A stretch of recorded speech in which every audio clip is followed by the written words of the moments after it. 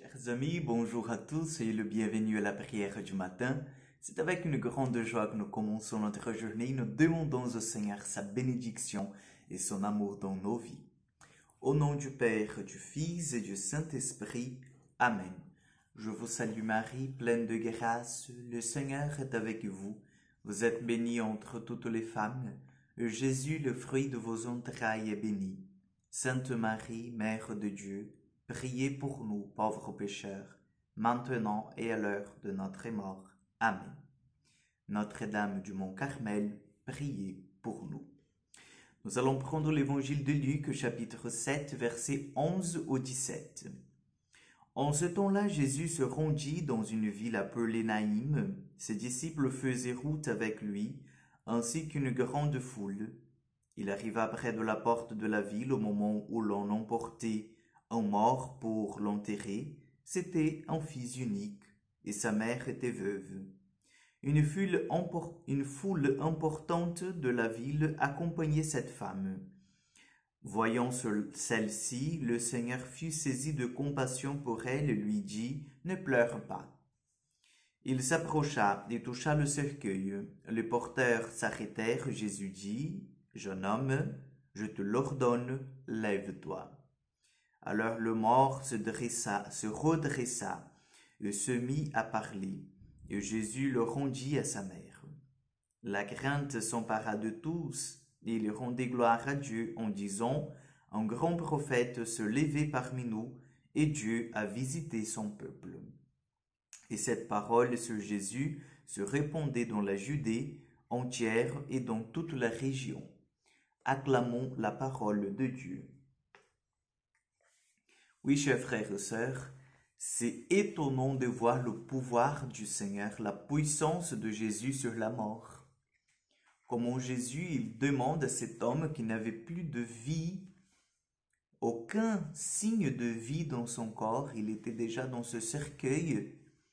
Comment Jésus s'approche et lui dit « Lève-toi, lève-toi ». Et la vie reprend le corps de cet homme, et la vie reprend en fait la totalité, l'ensemble de ce corps.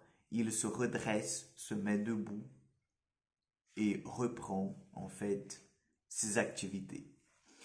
Mais une chose qui est encore plus grande, c'est de voir en fait la puissance, la miséricorde de Dieu.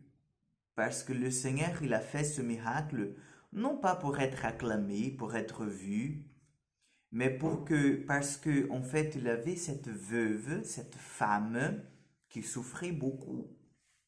Elle avait déjà perdu son mari. Elle n'avait pas d'enfant. Et l'unique enfant qu'elle avait, en fait, était déjà dans le cercueil. Elle était complètement délaissée. Elle était complètement à la marge, si nous pouvons dire, de la société et son avenir qui allait l'assurer. Donc le Seigneur est pris de compassion par cette femme. Il dit à son enfant qui était déjà mort, « Lève-toi, redresse-toi ». Donc cette compassion du Seigneur, cet amour du Seigneur que nous sommes invités nous aussi à faire l'expérience dans nos vies. Nous sommes invités à ouvrir grand nos cœurs et laisser que le Seigneur, dans sa miséricorde, vienne nous aimer, vienne nous montrer combien en fait il nous aime et combien il veut faire pour chacun de nous, nous montrer cet amour qui est grand, qui est puissant, qui est là dans nos vies déjà. Donc faisons confiance au Seigneur, laissons en fait sa miséricorde agir dans nos vies.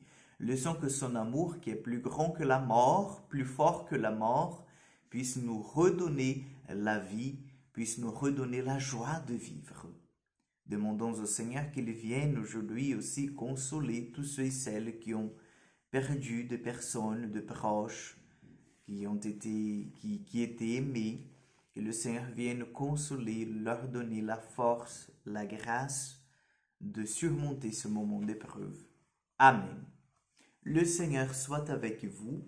Que Dieu Tout-Puissant vous bénisse et vous garde, le Père, le Fils et le Saint-Esprit. Amen. Que Dieu vous accompagne. Bonne journée à vous et à demain pour encore une prière du matin.